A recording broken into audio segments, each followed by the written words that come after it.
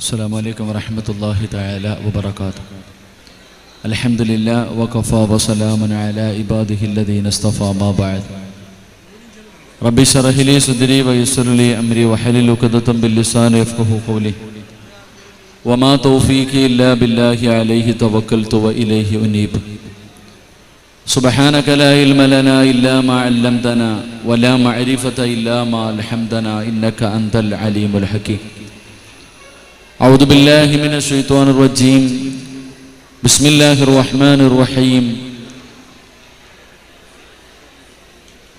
هم وأزواجهم في ظلال على الأرائك متكئون لهم فيها فاكهة ولهم ما يدعون سلام قولا من رب رحيم. صدق الله مولانا العظيم. അല്ലാഹു സുബ്ഹാനഹു വ തആല നമ്മുടെ ഒരുമിച്ച് കൂടൽ അല്ലാഹു കബൂലാക്കുമാറാകട്ടെ. നമ്മിൽ നിന്ന് മരണപ്പെട്ടു പോയ നമ്മുടെ മാതാപിതാക്കൾ, ബന്ധുമിത്രാദികൾ, കുടുംബാദികൾ, നാം സ്നേഹിച്ചവർ, നമ്മെ സ്നേഹിച്ചവർ, നമ്മുടെ ഉസ്താദന്മാർ, അല്ലാഹു എല്ലാവർക്കും മഗ്ഫിറത്തും റഹ്മത്തും നൽകി അനുഗ്രഹിക്കുമാറാകട്ടെ. എൻ്റെ പ്രിയമുള്ള സഹോദരങ്ങളെ, സഹോദരിമാരെ, ഒരു പ്രസംഗത്തിൻ്റെ സമയമല്ലത്. ഒരു പുണ്യമായ അല്ലാഹു ഇഷ്ടപ്പെടുന്ന ഒരു അമല് നടന്ന ഒരു സദസ്സ. ബഹുനിരായ ഉസ്താദന്മാരൊക്കെ അൽഹംദുലില്ലാ, അല്ലാഹു എല്ലാവർക്കും ആഫിയത്തും ദീർഘായുസ്സും അല്ലാഹു നൽകി അനുഗ്രഹിക്കുമാറാകട്ടെ.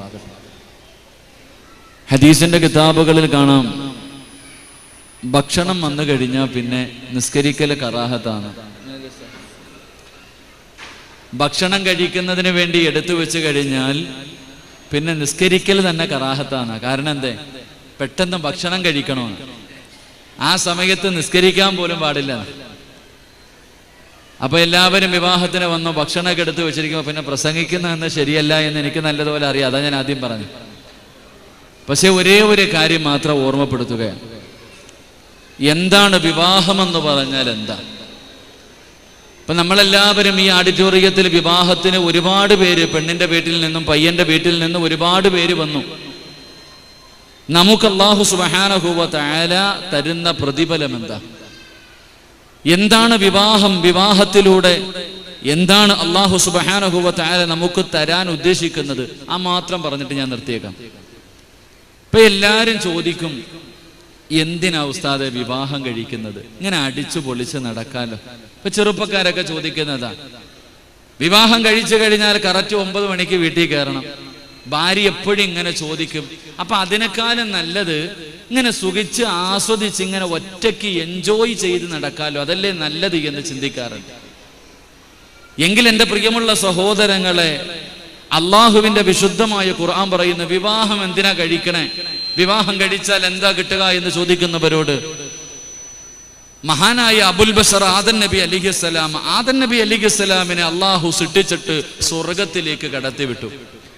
ഈ സദസ്സിലിരിക്കുന്ന ഏതൊരു മനുഷ്യന്റെയും ആഗ്രഹം സ്വർഗത്തിൽ പോകണമെന്ന. കാരണം സ്വർഗം അള്ളാഹുവിന്റെ അനുഗ്രഹം കൊണ്ട് നിറച്ചതാ. അത് എത്ര പറഞ്ഞാലും നമുക്ക് മനസ്സിലാവൂല. അപ്പൊ അള്ളാഹുവിന്റെ അനുഗ്രഹങ്ങൾ കൊണ്ട് നിറച്ച സ്വർഗത്തിലേക്ക് ആദം നബി അലിഹിസ്സലാമിനെ അള്ളാഹു സുബ്ഹാനഹു വ തആല സൃഷ്ടിച്ച് കടത്തിവിട്ടു. ആദം നബി ഇങ്ങനെ സ്വർഗത്തിലൂടെ നടക്കുകയാ. നിസ്കരിക്കണോ? വേണ്ട. എന്തെങ്കിലും നല്ല കാര്യം ചെയ്യണോ? ഒന്നുമില്ല. എന്തു വേണമെങ്കിലും തിന്നാം, കഴിക്കാം, കുടിക്കാം, ചെയ്യാം, ചോദിക്കാനും പറയാനും ആരുമില്ല. ആദം നബി അലൈഹിസ്സലാം സ്വർഗത്തിലൂടെ ഇങ്ങനെ നടക്കാം.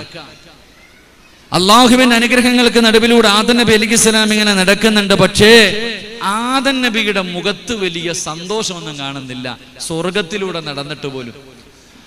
ആ സമയത്ത് അല്ലാഹു സുബ്ഹാനഹു വ തആല ആദം നബി അലൈഹിസ്സലാമിനോട് ചോദിച്ചു അത്ര, എന്റെ ആദവേ, എനിക്കൊരു സന്തോഷം ഇല്ലാത്തത്, ഈ സ്വർഗത്തിലൂടെ നടന്നിട്ട് പോലും നിനക്കൊരു സന്തോഷമില്ലാത്തത് എന്തേ?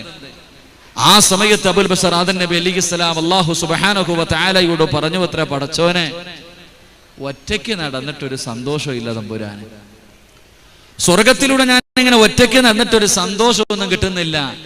എനിക്കൊരു കൂട്ടു വേണം തമ്പുരാനെ. നിങ്ങൾ ചിന്തിക്കേണ്ടത്, എവിടെ വെച്ച ആദം നബി പറഞ്ഞേ? സ്വർഗത്തിൽ വെച്ച്. ആ സ്വർഗത്തിലൂടെ ഒറ്റയ്ക്ക് നടന്നിട്ട് എനിക്കൊരു സന്തോഷം കിട്ടുന്നില്ല പടച്ചവനെ, എനിക്കൊരു കൂട്ടു വേണമെന്ന് ആദം നബി അലൈഹിസ്സലാം സ്വർഗത്തിൽ വെച്ച് പറയുകയും അല്ലാഹു സുബ്ഹാനഹു വ തആല അവിടുന്ന് ഒരു ഇണയായി ഹവ്വാ ബീബി റളിയല്ലാഹു തആല അൻഹയെ സൃഷ്ടിച്ചു കൊടുത്തപ്പോഴാണ് ആദം നബിക്ക് സന്തോഷവും സമാധാനവും കിട്ടിയത് എന്ന് ചരിത്രം പറയുമ്പോൾ എന്റെ പ്രിയമുള്ള സഹോദരങ്ങളെ, അള്ളാഹുവിന്റെ പരിശുദ്ധമായ ഖുർആൻ പറയുന്നു, അള്ളാഹുവിന്റെ പരിശുദ്ധമായ ഖുർആൻ പറഞ്ഞു ലിതസ്കുനു ഇലൈഹ, അള്ളാഹുവിന്റെ ഖുർആൻ പറഞ്ഞു വിവാഹം കഴിച്ചാൽ സമാധാനം കിട്ടുമെന്നാ പറഞ്ഞു. നിനക്ക് സന്തോഷം വേണോ, സമാധാനം വേണോ, ആനന്ദമുള്ള സുഖമുള്ള ഒരു നല്ല ജീവിതം വേണമെങ്കിൽ വിവാഹം കഴിക്കണമെന്നാണ് അള്ളാഹുവിന്റെ വിശുദ്ധമായ ഖുർആൻ പറഞ്ഞത്. അള്ളാഹു നമുക്ക് ഈമാൻ നൽകി അനുഗ്രഹിക്കുമാറാകട്ടെ. അപ്പൊ വിവാഹം കഴിച്ചാൽ സമാധാനം കിട്ടും, സന്തോഷം കിട്ടും, ആനന്ദം. ഈ ആകാശത്തിന്റെ കീഴിലെ ഏറ്റവും സന്തോഷമുള്ള ജീവിതം കുടുംബ ജീവിതമാണെന്ന് ചരിത്രങ്ങൾ നമുക്ക് പഠിപ്പിച്ചു തരുമ്പോ ഈ സദസ്സിൽ നിരന്നിരിക്കുന്ന ആൾക്കാർ ചിന്തിക്കും, അല്ലാഹുവേ, എന്നിട്ട് ഞാൻ പെണ്ണ് കെട്ടിയിട്ട് എൻ്റെ കുടുംബ ജീവിതത്തിൽ സന്തോഷമില്ലല്ലോ. തന്നെ ഖുർആൻ പറഞ്ഞത്, ചരിത്രം പറയുന്നത് വിവാഹം കഴിച്ചാൽ സന്തോഷം കിട്ടുമെന്ന. എങ്കിലും നമ്മളുടെ പലരുടെയും ജീവിതത്തിൽ ആ സന്തോഷം കിട്ടുന്നില്ല. അപ്പൊ അതിന്റെ കാരണം ഖുർആനിനല്ല തെറ്റുപറ്റിയത്, നമുക്കാ തെറ്റുപറ്റിയത്. നമ്മുടെ പോരായ്മകൾ കൊണ്ടാണ്, നമ്മുടെ ജീവിതം ജീവിതമാകാത്തത് കൊണ്ടാണ് എൻ്റെ പ്രിയപ്പെട്ട സഹോദരങ്ങളെ നമ്മുടെ ജീവിതത്തിൽ സന്തോഷം കിട്ടാത്തത്. അള്ളാഹു നമുക്ക് നല്ല ജീവിതം നൽകി അനുഗ്രഹിക്കുമാറാകട്ടെ. അള്ളാഹു സന്തോഷവും സമാധാനവുമുള്ള ജീവിതം നൽകി അനുഗ്രഹിക്കുമാറാകട്ടെ. എൻ്റെ പ്രിയമുള്ളവരെ, വിവാഹമെന്ന് പറയുന്നത് ഒരു ഇബാദത്താണ്. ഇന്നീ രണ്ട് നിക്കാഹുകൾ, പാവപ്പെട്ട രണ്ട് സഹോദരിമാരുടെ നിക്കാഹുകൾ ഈ പുണ്യമായ സദസ്സിൽ വെച്ച് ഉലമാക്കളുടെ നടുവിൽ, ഉമറാക്കളുടെ നടുവിൽ, അള്ളാഹു ഇഷ്ടപ്പെട്ടവരുടെ മുന്നിൽ വെച്ച് രണ്ട് പാവപ്പെട്ട പെൺകുട്ടികളുടെ വിവാഹം, അതും പടച്ചവനെ സുന്നത്തായ രീതിയിൽ, ഇസ്ലാം പറയുന്ന രീതിയിൽ, മുത്തുനബി പറഞ്ഞു തന്ന രീതിയിൽ, ആഡംബരങ്ങളോ അനാചാരങ്ങളോ അള്ളാഹുവിന്റെ പരിശുദ്ധമായ ദീനുൽ ഇസ്ലാമിന് പേരുദോഷം കേൾപ്പിക്കുന്ന ഒരൊറ്റ അനാചാരവുമില്ലാത്ത രീതിയിൽ, വളരെ മനോഹരമായ രീതിയിൽ, സുന്നത്തായ രീതിയിൽ ഈ വിവാഹം നടത്താൻ ഇതിന്റെ സംഘാടകർക്ക് കഴിഞ്ഞു. അള്ളാഹു അവർക്ക് സ്വർഗം നൽകി അനുഗ്രഹിക്കുമാറാകട്ടെ. കാരണം ഇന്നത്തെ വിവാഹങ്ങൾ എന്താണെന്ന് ഞാൻ പറയാതെ നിങ്ങൾക്കറിയാം. അവനവന്റെ പണക്കൊഴുപ്പ് കാണിക്കാനുള്ള ഒരു വേദിയായി വിവാഹം മാറി. എന്റെ പ്രിയപ്പെട്ട സഹോദരങ്ങളെ, കണ്ടാൽ അത്ഭുതം തോന്നുന്ന, അറപ്പ് തോന്നുന്ന രീതിയിൽ ഇന്നത്തെ വിവാഹത്തിന്റെ ആർഭാടങ്ങൾ നമ്മൾ കണ്ടുകൊണ്ടിരിക്കുന്നു. എന്തെല്ലാം രീതിയിലാ ഗാനമേളകൾ നടത്തുന്നു, ഘോഷയാത്രകൾ നടത്തുന്നു, ആനപ്പുറത്ത് കയറി വരുന്നു. ഇനിയിപ്പോ ഒരു കാലത്ത് കഴുതയുടെ പുറത്തും കയറുമായിരിക്കും. അള്ളാഹു ഈമാൻ നൽകി അനുഗ്രഹിക്കുമാറാകട്ടെ. എവിടെ എത്തി നിൽക്കും നമ്മുടെ സമുദായം? എങ്കിൽ വിവാഹം എന്ന് പറഞ്ഞാൽ എന്താ? എന്റെ പ്രിയപ്പെട്ടവരെ, ലോകത്ത് ആദ്യമായിട്ട് വിവാഹം നടന്നത് അള്ളാഹുവിന്റെ സ്വർഗത്തിൽ വെച്ച. ലോകത്ത് ആദ്യത്തെ വിവാഹം നടന്നത് പടച്ച റബ്ബിന്റെ സ്വർഗത്തിൽ വെച്ച. ഇനി ഏറ്റവും അവസാനത്തെ വിവാഹം നടക്കുന്നതോ അതും സ്വർഗത്തിൽ വെച്ചാണെന്ന് നബിയിനാ റസൂലുള്ളാഹി സ്വല്ലല്ലാഹു അലൈഹി വസല്ലം. സ്വർഗത്തിൽ നിന്ന് തുടങ്ങി സ്വർഗത്തിൽ അവസാനിക്കുന്ന ഒരു അമല നിക്കാഹ്. നിസ്കാരം സ്വർഗത്തിൽ വെച്ചാണ് തുടങ്ങിയേ, സക്കാത്ത് സ്വർഗത്തിൽ വെച്ചാണ് തുടങ്ങിയേ, സദക്ക അവിടെ വെച്ചാണ് തുടങ്ങിയേ, ഹജ്ജ് അവിടെ വെച്ചാണ് തുടങ്ങിയേ, ഖുർആൻ അവിടെ വെച്ചാണ് തുടങ്ങിയ. അല്ല എന്റെ പ്രിയപ്പെട്ടവരെ, ആദ്യത്തെ വിവാഹം അബുൽ ബസർ ആദം നബി അലൈഹിസ്സലാം തന്റെ പ്രിയപ്പെട്ട ഭാര്യയായ ഹവ്വാ ബീബി റളിയല്ലാഹു തആല അൻഹ, ആദ്യത്തെ വിവാഹം സ്വർഗത്തിൽ. ഇനി അവസാനത്തെ വിവാഹം മഹാനായ നബി മുഹമ്മദ് മുസ്തഫ സ്വല്ലല്ലാഹു അലൈഹി വസല്ലമ തങ്ങൾ, ആസിയ ബീബി റളിയല്ലാഹു തആല അൻഹ, മറിയം ബീബി റളിയല്ലാഹു തആല അൻഹ, ഇവരെ വിവാഹം കഴിക്കുന്നത് സ്വർഗത്തിൽ വെച്ചാണെന്ന് ചരിത്രം പറയുമ്പോൾ എന്റെ പ്രിയപ്പെട്ട സഹോദരങ്ങളെ, വിവാഹം എന്ന് പറയുന്നത് ഇബാദത്താ. അപ്പൊ ആ ഇബാദത്തിൽ ഈ സദസ്സിൽ വന്ന ഓരോ മനുഷ്യനും ഇന്ന് നമ്മൾ ഇബാദത്തിന്റെ പ്രതിഫലം കിട്ടുന്നത് ആർക്കാ? വിവാഹത്തിൽ പങ്കെടുക്കുമ്പോ, നിക്കാഹിൽ പങ്കെടുക്കുമ്പോ ഇബാദത്തിന്റെ പ്രതിഫലം കിട്ടുന്നതാർക്കാ? ഇപ്പൊ വിവാഹത്തിന് വിളിച്ചാൽ, നിക്കാഹിന് വിളിച്ചാ, ഇപ്പൊ അല്ലോ അല്ലാഹ് ഓൻ വിളിച്ചല്ലോപ്പാ, ഞാൻ പോയില്ലെങ്കിൽ ഓൻ എന്താ വിചാരിക്കും? അങ്ങനെ പലരും കരുതുന്നേ. എല്ലാരും വിവാഹത്തിന് പോകുന്നു, ഞാൻ പോയില്ലെങ്കിൽ അവൻ എന്ത് വിചാരിക്കും? എന്റെ കുടുംബക്കാരനാണല്ലോ. അപ്പൊ എങ്ങനെയെങ്കിലും ഒന്ന് പോയിട്ട് ഒന്ന് തലകാണിച്ചിട്ട് വലിയ എന്നുള്ള രീതിയിൽ വിവാഹത്തിന് വന്ന ഇബാദത്തിന്റെ കൂലിയല്ല. അല്ലാഹുവേ, ഇത് സ്വർഗത്തിൽ നിന്ന് തുടങ്ങി സ്വർഗത്തിൽ അവസാനിക്കുന്ന ഒരു അമലാണല്ലോ. ആ അമലിനോടുള്ള മഹബത്ത്, അതിനോടുള്ള ബഹുമാനം കാരണം, ആദരവ് കാരണം, അല്ലാഹുവേ എനിക്ക് പ്രതിഫലം കിട്ടണമെന്ന ചിന്തയോടെ, ആ നീയത്തോടെ ആരെല്ലാം ഈ സദസ്സിൽ നിന്ന് പങ്കെടുത്തിട്ടുണ്ടോ അവർക്ക് അല്ലാഹു ഇബാദത്തിന്റെ കൂലി നൽകും. അല്ലാഹു നൽകി അനുഗ്രഹിക്കുമാറാകട്ടെ. അതുകൊണ്ട് എന്റെ പ്രിയമുള്ള സഹോദരങ്ങളോട്, ഒരു പ്രഭാഷണത്തിന്റെ സദസ്സല്ലാത്തത് കൊണ്ട് എന്റെ പ്രിയപ്പെട്ടവരോട് ഓർമ്മപ്പെടുത്തുന്നത്, ഇത് നിനക്കൊരു ഗുണപാഠമാണ്, ഇത് നിനക്കൊരു പാഠമാണ്. എന്റെ പ്രിയപ്പെട്ട ചെറുപ്പക്കാരാ, അല്ലാഹുവിന്റെ ദീന് പറഞ്ഞ രീതിയിൽ വിവാഹം നടത്തിയാൽ അല്ലാഹു നിനക്ക് സന്തോഷവും സമാധാനവുമുള്ള ഒരു ജീവിതം അള്ളാഹു നിനക്ക് തരും. നിന്റെ ജീവിതത്തിലെ ഏറ്റവും മനോഹരമായ ദിവസം ഇന്ന് വിവാഹത്തിന്റെ ദിവസമാണ്. ഈ കല്യാണ പെണ്ണും പയ്യനും അവരുടെ ജീവിതത്തിലെ അവരുടെ സ്വപ്നങ്ങൾ പൂവണിയുന്ന ഒരു ദിവസമാണ് വിവാഹത്തിന്റെ ദിവസം. ഈ ദിവസത്തിൽ നാട്ടുകാരുടെ പരാക്ക് കിട്ടാതെ വരുന്നവരെല്ലാവരും അൽഹംദുലില്ലാഹ് കാരണവന്മാർ, പണ്ഡിതന്മാർ ഇവരെല്ലാവരും വന്നു സന്തോഷത്തോടെ നല്ല നിലയിലൊരു വിവാഹം നടന്നല്ലോ. അവർ ദുആ ചെയ്തിട്ട് ഇറങ്ങി പോകുമ്പോ അവരുടെ ജീവിതത്തിൽ ബർക്കത്തുണ്ടാകും. അല്ലാതെ ആഡംബര വിവാഹം നടത്തി ആവശ്യം പോലെ ലക്ഷങ്ങൾ ചെലവഴിച്ചു ഭക്ഷണമുണ്ടാക്കിയിട്ട് വെറുതെ വാരിക്കളഞ്ഞ് റോഡിലൂടെ കോശയാത്രകൾ നടത്തി ഇതുപോലെയുള്ള പ്രവർത്തനങ്ങൾ നടത്തുമ്പോൾ നീ വെച്ചുകൊടുത്ത ഭക്ഷണം തിന്നുന്നവനും നിന്നെ ശപിച്ചിട്ടാ ഇറങ്ങിപ്പോവാ, നിന്നെ പ്രാപിയിട്ടാ ഇറങ്ങിപ്പോവാ. പിന്നെ എങ്ങനെയാ നിങ്ങൾക്കൊരു നല്ല ജീവിതം ഉണ്ടാകുന്നത്? അതുകൊണ്ട് എന്റെ പ്രിയപ്പെട്ട സഹോദരങ്ങളോട്, ഈ നവദമ്പതികളോട് എനിക്ക് പറയാനുള്ളത്, നിങ്ങൾ ഇന്ന് വിവാഹ ജീവിതം തുടങ്ങുകയാ.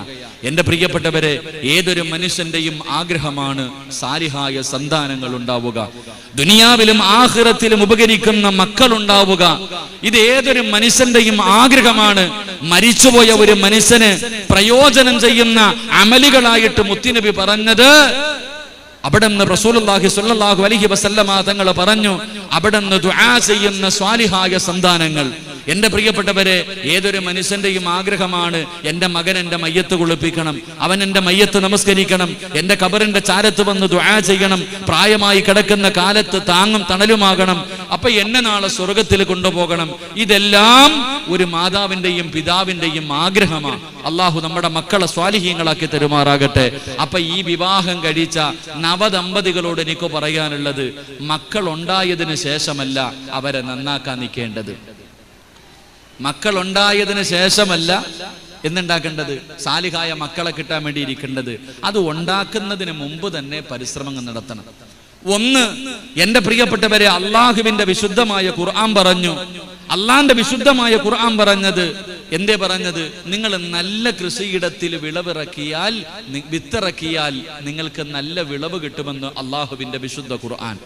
അള്ളാഹുവിന്റെ പരിശുദ്ധമായ ഖുർആൻ പറഞ്ഞത്, നല്ല കൃഷിയിടത്തിൽ വിത്തിറക്കിയാലേ നല്ല വിളവ് കിട്ടും. പച്ച മലയാളത്തിൽ പറഞ്ഞ, ഒരു നല്ല ഉമ്മയുടെ വയറ്റിലെ നല്ല ഒരു മകൻ ജനിക്കാറുള്ളൂ എന്ന് അള്ളാഹുവിന്റെ വിശുദ്ധ ഖുർആൻ. അള്ളാഹു നമുക്ക് ഈമാൻ നൽകുമാറാകട്ടെ. അപ്പോ എന്റെ പ്രിയമുള്ളവരെ, ഇവർ രണ്ടുപേരും എന്തായാലും അൽഹംദുലില്ലാഹ് അള്ളാഹുവിനെ ഭയമുള്ള ഒരു പെണ്ണും പയ്യനുമാണ് അവർ രണ്ടുപേരും തെരഞ്ഞെടുത്തു. ഇനി രണ്ട് എന്റെ പ്രിയപ്പെട്ട സഹോദരങ്ങളെ, രണ്ടുപേരും ഇനി ഒരു നല്ല മക്കളെ ക്രമെങ്കിൽ രണ്ടാമത്തെ കാര്യം, നിങ്ങൾ ദുആ ചെയ്യണേ എന്ന് നബിയിനാ റസൂലുള്ളാഹി സ്വല്ലല്ലാഹു അലൈഹി വസല്ലം. എന്റെ പ്രിയപ്പെട്ടവരെ, ദുആ ചെയ്യണം. രണ്ടുപേരും കൂടെ ഇന്ന് മണിയറയ്ക്കകത്തേക്ക് കടന്നു പോകുമ്പോ ആ മണിയറയ്ക്കകത്ത് ഭാര്യയും ഭർത്താവും 2 റക്അത്ത് നമസ്കരിച്ചിട്ട് പരസ്പരം അപ്പുറം ഇപ്പുറം ഇരുന്നിട്ട് അങ്ങോട്ട് ദുആ ചെയ്യണം. അല്ലാഹുവേ, കരുണക്കടലായ അല്ലാഹുവേ, ഞങ്ങൾക്ക് നീ സ്വാലിഹായ സന്താനങ്ങളെ തരണം. ദുആ ചെയ്യണം മക്കളെ കിട്ടാൻ. എന്റെ പ്രിയപ്പെട്ടവരെ, അല്ലാഹുവിന്റെ റസൂൽ പറഞ്ഞു, യദ്ഉ ലഹു, അല്ലാഹുവിന്റെ റസൂൽ സല്ലല്ലാഹു അലൈഹി വസല്ലം തങ്ങൾ പറഞ്ഞു, നിങ്ങൾ ദുആ ചെയ്യണം. എങ്ങനെ ദുആ ചെയ്യണം? ആര് ദുആ ചെയ്തതുപോലെ മഹദിയായ ഹന്നത്ത് ബീബി റളിയല്ലാഹു തആല അൻഹ, മറിയം ബീബിയുടെ ഉമ്മയായ ഹന്നത്ത് ബീബി റളിയല്ലാഹു തആല അൻഹ ഒരു ഈന്തപ്പന മരത്തിന്റെ ചുവട്ടിൽ ഇങ്ങനെ ഇരിക്കുമ്പോൾ ഒരു തള്ളപ്പക്ഷി അവിടെ തന്റെ വായിൽ ഭക്ഷണവുമായി പറന്നു വന്നിട്ട് തന്റെ കുഞ്ഞിന്റെ വായിലേക്ക് വെച്ചു കൊടുക്കുന്നത് കണ്ടപ്പോ ഹന്നത്ത് ബീബി റളിയല്ലാഹു തആല അൻഹ ദുആ ചെയ്തു, അല്ലാഹുവേ, എനിക്ക് സാലിഹായ സന്താനങ്ങളെ തരണേ അല്ലാ, എനിക്ക് സാലിഹായ സന്താനങ്ങളെ തരണേ അല്ലാ. അവിടുന്ന് ദുആ ചെയ്തു, അല്ലാഹു കൊടുത്തു. മറിയം ബീബി റളിയല്ലാഹു തആല അൻഹ എന്ന് പറയുന്ന ഒരു മനോഹരമായ ഒരു നല്ല മഹദി അല്ലാഹു കൊടുത്ത് അനുഗ്രഹിച്ചു. എന്റെ പ്രിയപ്പെട്ടവരെ, ദുആ ചെയ്യണം. ഈ നവദമ്പതികളോട് എനിക്ക് പറയാനുള്ളത്, മക്കൾ വേണമെന്ന് ആഗ്രഹിക്കുന്ന ഓരോ ചെറുപ്പക്കാരനോടും ഭാര്യയും ഭർത്താവും ദുആ ചെയ്യണം. അങ്ങനെ ദുആ ചെയ്താലേ അല്ലാഹു നിനക്ക് നല്ല സന്താനങ്ങളെ നൽകൂ. അങ്ങനെ ദുആ ചെയ്തിട്ട് കിട്ടിയ മകന് മഹാനായ സക്കരിയ നബി അലൈഹിസ്സലാമിന്റെ പൊന്നുമകൻ യഹ്യ നബി അലൈഹിസ്സലാം. മറിയം ബീബി റളിയല്ലാഹു തആല അൻഹ അല്ലാഹുവേ ബൈത്തുൽ മുഖദ്ദസിന്റെ മിഹ്റാബിനകത്തിരുന്ന് പഴങ്ങൾ കഴിച്ചുകൊണ്ടിരിക്കുമ്പോ സക്കരിയ നബി ചോദിച്ചു, മറിയമേ, ഇതെവിടെ നിന്ന് കിട്ടി? ഈ പഴങ്ങൾ ഈ നാട്ടിൽ കിട്ടാത്ത പഴങ്ങളാ. ഈ സമയത്ത് പ്രത്യേകിച്ച് ഈ പഴം കിട്ടൂല. നിനക്കാരാ ഈ പള്ളിക്കകത്ത് ഈ പഴം കൊണ്ടുവന്നത്? അള്ളാഹുവെ ചരിത്രം പറയുന്നു 9 വയസ്സാണെന്നൊക്കെ പറയുന്നു. മറിയം ബീബി റളിയല്ലാഹു തആല അൻഹ പറഞ്ഞു, എനിക്ക് അള്ളാഹു തന്നതാ. എനിക്ക് അല്ലാഹു തന്നതാ. സക്കരിയ നബിക്ക് മനസ്സിലായി ഈ പെൺകുട്ടി സാധാരണ പെൺകുട്ടിയല്ല. സക്കരിയ നബി അവിടെ നിന്നുകൊണ്ട് ദുആ ചെയ്തു, അല്ലാഹ് സാലിഹായ സന്താനങ്ങളെ നീ എനിക്ക് താ തമ്പുരാനെ, എനിക്കൊരു സാലിഹായ സന്താനത്തിന് താ തമ്പുരാനെ. അവിടെ നിന്ന് ദുആ ചെയ്തു. വീട്ടിലേക്ക് കടന്നു ചെന്നിട്ട് ഭാര്യയോട് പറഞ്ഞു, പെണ്ണേ നീ പ്രസവിക്കും, നീ ഗർഭിണിയാവാൻ പോകാ. അപ്പൊ ഭാര്യ ചോദിച്ചു അത്രേ, ഈ കിളവിയായ ഞാനാണോ പ്രസവിക്കാൻ പോണേന്ന്? എന്റെ പ്രിയമുള്ളവരെ, ചരിത്രം പറഞ്ഞു അള്ളാഹു ഒരു മകനെ കൊടുത്തു, യഹിയ നബി അലൈഹിസ്സലാം. അള്ളയാ പേരിട്ടെ. ആ മകന് പേരിട്ടത് അല്ലാഹുവാ. നിങ്ങൾ ചിന്തിച്ചു നോക്ക്, യഹിയ എന്ന് പേരിട്ടു. അവസാനം ചരിത്രം പറയുന്നു, ആ യഹിയ നബി അലൈഹിസ്സലാമിനെ ഒരു ദിവസം കാണാതെ വന്നപ്പോ വാപ്പ തെരഞ്ഞു നടക്ക, രാവിലെ മുതൽ വൈകുന്നേരം വരെ തെരഞ്ഞു, തന്റെ മകനെ കാണുന്നില്ല. അവസാനം ബൈത്തുൽ മുഖദ്ദസിൽ പോയി എന്നിട്ട് ദുആ ചെയ്തു, അല്ലാഹ് വയസ്സാം കാലത്ത് നീ എനിക്ക് തന്നതാ, എനിക്ക് അവനെ വേണം തമ്പുരാനെ. ദുആ ചെയ്തു. തിരിച്ചിങ്ങനെ നടന്നു വരുമ്പോ ഒരു ഖബർസ്ഥാനിൽ നിന്നൊരു കുഞ്ഞിന്റെ കരച്ചിൽ കേൾക്കുകയാ. പള്ളിപ്പറമ്പിൽ നിന്നൊരു ഖബറൻകാട്ടിൽ നിന്നൊരു കരച്ചിൽ കേൾക്കുന്നു. സക്കരിയ നബി അലൈഹിസ്സലാം ഈ കരച്ചിൽ കേൾക്കുന്ന ഭാഗത്തേക്ക് പോയി നോക്കുമ്പോ ഒരു പഴയ ഇടിഞ്ഞ ഖബറിന്റെ അകത്തിരുന്നിട്ട് ഈ മോൻ കരഞ്ഞോണ്ടിരിക്കുക.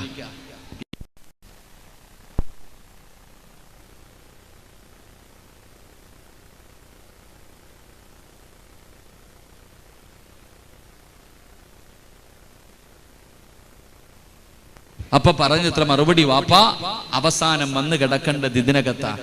11ാമത്തെ വയസ്സിൽ ഖബറിന്റെ അകത്ത് ഇറങ്ങിയിരുന്ന് കരയുന്ന ഒരു മകൻ, ആ മകന്റെ മുന്നിൽ നിന്നിട്ട് വാപ്പ കരഞ്ഞുപോയെന്ന് ചരിത്രം പഠിപ്പിക്കുമ്പോ എന്റെ പ്രിയപ്പെട്ടവരോട് പറയുന്നത്, മക്കളെ കിട്ടണമെങ്കിൽ, സാലിഹായ മക്കളെ കിട്ടണമെങ്കിൽ രണ്ടാമത്തെ കാര്യം നിങ്ങൾ ദുആ ചെയ്തിട്ടേ ജീവിതം തുടങ്ങാവൂ എന്ന് നബിയുനാ റസൂലുള്ളാഹി സ്വല്ലല്ലാഹു അലൈഹി വസല്ലം.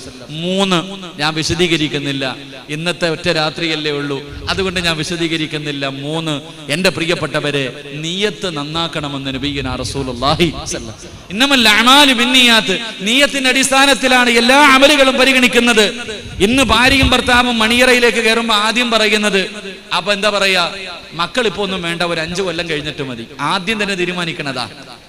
കല്യാണം കഴിഞ്ഞ് പെണ്ണും പയ്യനും കൂടെ മണിയറയിൽ കയറുമ്പോ ആദ്യം തന്നെ പറയാം, മക്കൾ ഇപ്പൊ വേണ്ട, 2 കൊല്ലം കഴിഞ്ഞിട്ട് മതി. അവരങ്ങ് തീരുമാനിച്ചു. നിങ്ങൾ ചിന്തിച്ചു നോക്ക് സഹോദരങ്ങളെ, ഈ ഭാര്യയും ഭർത്താവും ശാരീരികമായി ബന്ധപ്പെട്ടു. ഇനി എങ്ങാണം പൊട്ടന ലോട്ടറി അടിക്കണ പോലെ ഒരു കുഞ്ഞിനെ കിട്ടിയാലോ? ഭാര്യയും ഭർത്താവും കൂടെ ശാരീരികമായി ബന്ധപ്പെട്ടു, മക്കള് വേണ്ട എന്നുള്ള തീരുമാനമായിരുന്നു, പക്ഷെ കിട്ടി. അപ്പൊ എന്താ പറയാ, ഒരു മാസം കഴിഞ്ഞു ഭാര്യ ഗർഭിണിയാകുമ്പോ ഭർത്താവ് പറയും, എന്തായാലും ആയി പോയില്ല, ഇനിയിപ്പോ കൊല്ലാൻ പറ്റോ? എന്താ പറയാ, എന്തായാലും ഗർഭിണിയായിപ്പോ ഇനി കൊല്ലാൻ പറ്റോ? ഇല്ല, വളർത്തിക്കോ. എന്റെ പ്രിയമുള്ള സഹോദരങ്ങളെ, നിങ്ങൾ ചിന്തിക്ക്, ആ നിയ്യത്ത് നല്ലതാണോ? ആ നിയ്യത്ത് നല്ലതാണോ? ആ മകൻ തലതിരിഞ്ഞു പോകാൻ ഈ ഒറ്റ കാരണം മതിയല്ലോ. അതുകൊണ്ട് എൻ്റെ പ്രിയപ്പെട്ട നവദമ്പതികളോട് എനിക്ക് പറയാനുള്ളത്, 3ാമത്തെ കാര്യം, നിങ്ങളുടെ നിയ്യത്ത് നിങ്ങൾ നന്നാക്കണം, നല്ല നിയ്യത്ത് ഉണ്ടാകണം. അള്ളാഹു നമുക്ക് ഈമാൻ നൽകി അനുഗ്രഹിക്കുമാറാകട്ടെ. 4ാമത്തെ കാര്യം, എൻ്റെ പ്രിയപ്പെട്ട സഹോദരങ്ങളെ, നമ്മുടെ പരിശുദ്ധമായ ദീനുൽ ഇസ്ലാം, അള്ളാഹുവിന്റെ പരിശുദ്ധമായ ദീനുൽ ഇസ്ലാം, മുത്തുനബി സല്ലല്ലാഹു അലൈഹി വസല്ലമ തങ്ങൾ പറഞ്ഞു തരാത്ത എന്തെങ്കിലും ഉണ്ടോ? നിങ്ങൾ നോക്ക്, ബാത്റൂമിൽ കയറുമ്പോ എന്തു പറഞ്ഞിട്ട് കയറണം, ഏത് കാല് വെച്ചിട്ട് കയറണം, ബാത്റൂമിന്റെ അകത്ത് പോകുമ്പോ എന്തെല്ലാം കൊണ്ടുപോകാൻ പാടില്ല, നീ മൂത്രം ഒഴിക്കാൻ ഇരിക്കുമ്പോ ഏത് കാലിനെ ആശ്രയിച്ചിരിക്കണം, എങ്ങനെ ഇരിക്കണം, നീ എന്തൊക്കെ ചെയ്യണം, ഇറങ്ങുമ്പോ ഏത് കാല് വെച്ചിറങ്ങണം, എന്തു പറഞ്ഞുകൊണ്ട്, ഒന്ന് ടോയ്ലറ്റിൽ കയറിയിട്ട് ഇറങ്ങുമ്പോ ചെയ്യേണ്ട കാര്യം വരെ മുത്തുനബി നമുക്ക് പഠിപ്പിച്ചു തന്നിട്ടുണ്ട്. അപ്പൊ പിന്നെ കുടുംബജീവിതം നയിക്കുമ്പോ, ഭാര്യയും ഭർത്താവും കൂടെ ശാരീരികമായി ബന്ധപ്പെടുമ്പോ അതിനും ചില മര്യാദയുണ്ട്. ഒരു ഭാര്യയും ഭർത്താവും ശാരീരികമായി ബന്ധപ്പെട്ടാൽ അതിന് ഇബാദത്തിന്റെ കൂലിയുണ്ടെന്ന് ആദരവായ പ്രവാചകൻ നബി മുഹമ്മദ് മുസ്തഫ. ഒരു ഭാര്യയും ഭർത്താവും കൂടെ ശാരീരികമായി ബന്ധപ്പെടുന്നതിന് പോലും ഇബാദത്തിന്റെ കൂലി. വേറെ ഏതെങ്കിലും ഒരു മതം പറ്റുമോ? വേറെ ഏതെങ്കിലും, ഞാൻ ഇങ്ങോട്ട് വരുന്ന വഴിയിൽ മുഴുവനും വെള്ളം, അല്ലാഹുവേ വെള്ളമൊക്കെ ഇങ്ങനെ നിറഞ്ഞു കിടക്ക, എങ്ങനെ നിറയാതിരിക്കും? എങ്ങനെ നിറയാതിരിക്കും? എടാ, ഭാര്യയും ഭർത്താവും ബന്ധപ്പെടുന്നത് ഇബാദത്തിന്റെ കൂലി കിട്ടുന്ന ഒരു കാര്യമാണെന്ന് മുത്തുനബി പറയുമ്പോ നമ്മുടെ സർക്കാർ പറയുന്നത്, വിവാഹം കഴിഞ്ഞ ഒരു പെണ്ണ് സ്വമേധയാ ഒരുത്തനുമായി ശാരീരികമായി ബന്ധപ്പെട്ട കേസില്ല, പിന്നെ വെള്ളപ്പൊക്കം അല്ലാതെ വേറെന്താപ്പോ ഉണ്ടാവുക? നിങ്ങൾ തന്നെ പറ, പിന്നെ എങ്ങനെ വെള്ളപ്പൊക്കം അല്ലാതെ അള്ളാഹുവിന്റെ നിയമങ്ങളിലേക്ക്, ശരീഅത്തിന്റെ നിയമങ്ങളിലേക്ക് കൈക്കടത്തലുകൾ നടത്തുമ്പോൾ ആണും ആണും വിവാഹം കഴിക്കാം, പെണ്ണും പെണ്ണിനും വിവാഹം കഴിക്കാം, ഒന്നുമില്ല നമ്മുടെ രാജ്യം. അപ്പൊ പിന്നെ പ്രകൃതി ദുരന്തങ്ങളല്ലാതെ വേറെ എന്താ ഉണ്ടാവും? അള്ളാഹു നമ്മുടെ നാടുകളെ കാത്തുരക്ഷിക്കുമാറാകട്ടെ. അപ്പൊ ഞാൻ പറഞ്ഞു വന്നത്, ഒരു ഭാര്യയും ഭർത്താവും ബന്ധപ്പെടുന്നതിന് 12 മര്യാദയുണ്ടെന്ന് നബി മുഹമ്മദ് മുസ്തഫ. മടുത്ത നിർത്താറായ? സത്യം പറഞ്ഞ എനിക്ക് നല്ല പനിയുണ്ട്. എൻ്റെ കുടുംബത്തിൽ എൻ്റെ ഇളയ മകന് തുടങ്ങി, രണ്ടാമത്തെ മകനായി, ഭാര്യയായി, അവസാനം എനിക്കും. എല്ലാവർക്കും പനി. 2 ടാബ്ലറ്റ് കഴിച്ചിട്ടുണ്ട്, അതിൻ്റെ പവർ തീരുന്നവരെ. ഞാനാണെങ്കിൽ ഇന്നലെ രാത്രി പരിപാടിക്ക് വരാൻ വേണ്ടി രാജധാനിയിൽ ട്രെയിൻ ടിക്കറ്റ് എടുത്ത് റെയിൽവേ സ്റ്റേഷനിൽ ചെന്നപ്പോൾ പറയുന്ന ട്രെയിൻ ഇല്ല, മംഗലാപുരത്തേക്ക് ട്രെയിൻ ഇല്ല, പാലക്കാട് വഴി പോവാന്ന്. സംഘാടകർ വിളിച്ചപ്പോൾ കരയാൻ തുടങ്ങി. അടുത്ത ട്രെയിൻ വരുന്നത് വരെ കാത്തു നിന്നു. ചോദിച്ചോ പറഞ്ഞു, എൻ്റെ പൊന്നുസ്താദെ ഇല്ല, നിങ്ങൾ വെറുതെ കയറി നിൽക്കും. അവസാനം ഞാനിങ്ങനെ എത്ര കിടന്ന് കഷ്ടപ്പെട്ട് പനിയാണെങ്കിലും ഈ നല്ല ഒരു കാര്യത്തിന് വന്ന് പങ്കെടുക്കണം എന്നുള്ള ആഗ്രഹമുണ്ട്. അള്ളാഹു ഇബാദത്തിന്റെ കൂലി നൽകുമാറാകട്ടെ. അള്ളാഹു ഇബാദത്തിന്റെ കൂലി നൽകുമാറാകട്ടെ. ഈ നന്മയ്ക്ക് കൂട്ടുനിന്നതിന്റെ പേരിൽ അള്ളാഹു നമ്മുടെ കുടുംബ ജീവിതത്തിലും അള്ളാഹു ബർക്കത്ത് ചെയ്യുമാറാകട്ടെ. അപ്പൊ ഞാൻ പറഞ്ഞത്, ഒരു ഭാര്യയും ഭർത്താവും ശാരീരികമായി ബന്ധപ്പെടുന്നതിന് ഇബാദത്തിന്റെ കൂലി. അതിന് ഇബാദത്തിന്റെ കൂലി കിട്ടണമെങ്കിൽ 12 മര്യാദകൾ പാലിച്ചുകൊണ്ട് വേണം ഭാര്യയും ഭർത്താവും ബന്ധപ്പെടാൻ. അള്ളാഹു ഈമാൻ നൽകുമാറാകട്ടെ. ഭക്ഷണം വിളമ്പി വെച്ചിരിക്കുന്ന സമയത്ത് 12ഉം പറഞ്ഞ് ബോറടിപ്പിക്കണില്ല. ഏറ്റവും ചുരുങ്ങിയത് ചെയ്യാനുള്ള കാര്യം, ഏറ്റവും ചുരുങ്ങിയത് എന്റെ പ്രിയപ്പെട്ട സഹോദരനെ, ഒന്ന് നീ ബിസ്മി പറഞ്ഞിട്ട് തുടങ്ങാവൂ എന്ന് നബിയിന റസൂലുള്ളാഹി.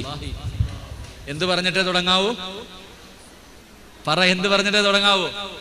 ഭാര്യയും ഭർത്താവും ശാരീരികമായി ബന്ധപ്പെടുമ്പോ എന്തു പറയണം? ബിസ്മില്ലാഹിർ റഹ്മാനിർ റഹീം. ഓ, ഇങ്ങേർക്ക് വേറെ പണിയൊന്നുമില്ലടാ, ഇപ്പൊ ഇത് പറയാനാ വന്നേ. നിങ്ങൾ ചോദിക്കുമല്ലോ, ഞാൻ മറുപടി പറയാം. മക്കള് കുരുത്തക്കേട് കാണിക്കുമ്പോഴേ, അങ്ങനല്ലേ പറയാ, കുരുത്തക്കല്ലേ പറയാ. മക്കളൊക്കെ കിടന്ന് എന്തെങ്കിലും കാണിക്കുമ്പോ വാപ്പ ചോദിക്കും, എന്താ ശൈത്താന്റെ പണി കാണിക്കുന്നോടാ, ശൈത്താന്റെ സ്വഭാവം കാണിക്കുന്നോടാ, ചോദിക്കൂലേ? ചില ഉപ്പയും ചോദിക്കും, ചില ഉമ്മയും ചോദിക്കും. ഓനെ കുറ്റം പറയണ്ട. നിങ്ങൾ നോക്ക്, ഇപ്പൊ താഴെ ബിരിയാണി ഉണ്ട്, കഴിക്കാൻ പോവാ. ഒരു മനുഷ്യൻ ബിസ്മി പറയാതെ ഭക്ഷണം കഴിച്ചാൽ കൂടെ ആര് കയറി ഇരുന്ന് കഴിക്കും? പറ ചങ്ങാതി, ആര് കഴിക്കും? ബിസ്മി പറയാതെ ഭക്ഷണം കഴിച്ചാൽ കൂടെ ആര് കഴിക്കും? ശൈത്താൻ കഴിക്കും. നീ നിന്റെ ഭാര്യയുമായി ബന്ധപ്പെടുന്ന സമയത്ത് ബിസ്മില്ല പറഞ്ഞില്ലെങ്കിൽ ശൈത്താനും കൂടെ കൂടുമെന്ന് നബിയിന റസൂലുള്ളാഹി. ആരും കൂടെ കൂടും? ഭാര്യയുമായി ശാരീരികമായി ബന്ധപ്പെടുന്ന സമയത്ത് നീ ബിസ്മി പറഞ്ഞില്ലെങ്കിൽ അവിടെ ശൈത്താനും കൂടും. പിന്നെ മോനെ നോക്കിയിട്ട് ശൈത്താന്റെ മോനെ എന്ന് വിളിച്ചിട്ട് കാര്യമുണ്ടോ? പിന്നെ മക്കളെ വിളിച്ചിട്ടുള്ള ശൈത്താന്റെ സ്വഭാവം കാണിക്കുമെന്ന് പറഞ്ഞിട്ട് കാര്യമുണ്ടോ? കാര്യമില്ല. അപ്പൊ നീ ശ്രദ്ധിക്ക്.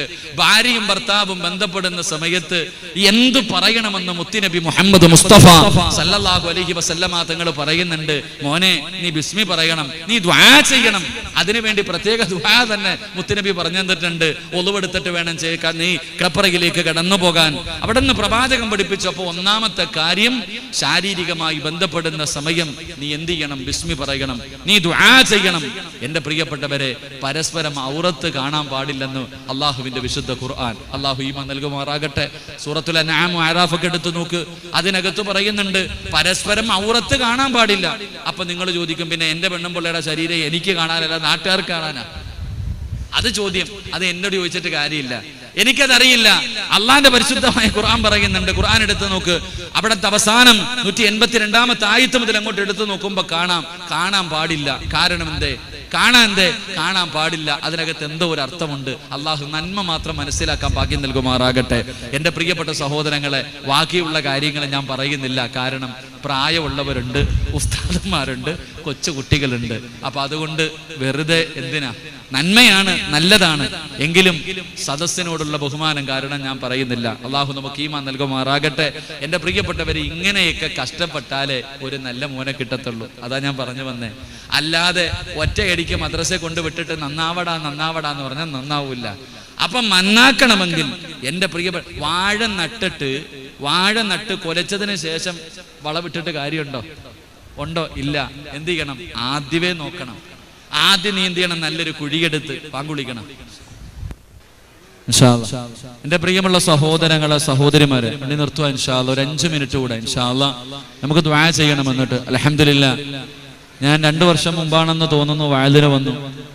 അപ്പൊ ഈ സംഘാടകർ ഏകദേശം 11 പെൺകുട്ടികളുടെ വിവാഹത്തിന് വേണ്ടി എല്ലാവിധ സഹായങ്ങളും ചെയ്തു കൊടുക്കാൻ അവരെ കൊണ്ട് കഴിഞ്ഞു. അള്ളാഹു സ്വീകരിക്കുമാറാകട്ടെ. അതൊരു ജാരിയായ സദഖയെ അള്ളാഹു സ്വീകരിക്കുമാറാകട്ടെ. പക്ഷെ ഒരുപാട് പേര് സ്വർണം കൊടുക്കാമൊക്കെ, സ്വർണം എന്നല്ലേ ബംഗാറില്ലേ, ബംഗാറ് കൊടുക്കാമെന്നൊക്കെ ഏറ്റു. പക്ഷെ ഇതുവരെ കണ്ടില്ല എന്ന് സംഘാടകർ പറയുന്നു. അത് അവരും അള്ളാഹും തമ്മിൽ തീർക്കേണ്ട വിഷയമാണ്. അള്ളാഹു അവർക്ക് കടക്കാരായി